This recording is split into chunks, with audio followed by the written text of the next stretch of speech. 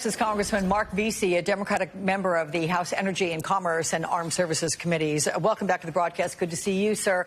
So Democrats in the state, they have fought to water down the voting bill as much as they could. Some of their amendments included lowering initially proposed enhanced criminal penalties, allowing poll watchers to be removed if they breach the peace. Despite these efforts, is this bill in its current state a problem for you? Yeah, and first of all, Alex, let me just say this. Let me thank our Democratic state legislators, State Representative Rafael Anchia, State Representative Nicole Collier, and others that really worked hard to try and stop this from happening. This is a terrible bill that is specifically aimed at Black and Hispanic voters to make it harder for us to be able to vote. And what's so terrible about this is that it starts with the big lie that we heard about on January the 6th, and the one that's now been being told for about the last 15 years that Black people and Hispanic people are voter cheats, and that they need to have these laws put in place because there's cheating that takes place in our neighborhood. So it starts with this terrible racial stereotype about us, and it's completely fake and false, and it's unacceptable. And we absolutely cannot let this bill become law, because it will make it harder for Black and Hispanic people to vote, period. So then here's the question. I mean, these bills more and more are emerging in states. So how did Democrats in Washington push back on them? Well, you know, we need to follow what the Republicans have been doing. You think about Mitch McConnell. Mitch McConnell got on national TV and he told us and lectured to us. Ted Cruz got on TV, wagging his finger, lecturing to us about the virtues of not replacing a Supreme Court jurist during an election year. And Merrick Garland was not seated.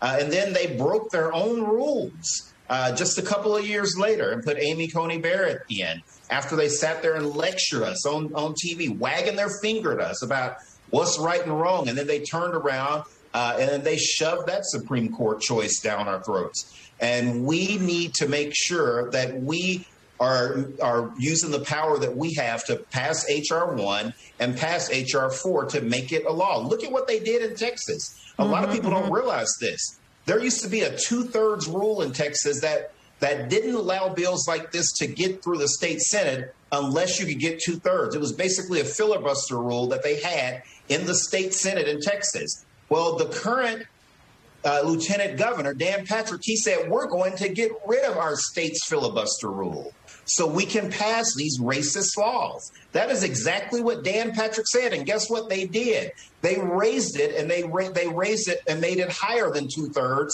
so enough Democrats wouldn't be able to stop these things. And so why are we sitting on our hands and doing nothing while they discriminate against our voters and start off with this lie that we're all cheats and that we're all committing voter fraud and do absolutely nothing about it? We have to pass H.R. 1 and H.R. 4. Otherwise, we're playing right into Mitch McConnell's hands. Okay, duly noted on all of that. Let me also take a look at this with you, because this bill is making its way through the state legislature there in Texas. The Texas Senate voting to advance a bill that will allow people who can already legally own a gun to carry a handgun in public without a license, without a safety and training course, without background checks that the current laws require. What is behind this effort? Yeah, it's just absolutely dumb. I'm a gun owner. I go to the range. I go hunting. This is absolutely unnecessary, kind of like the voter ID bill.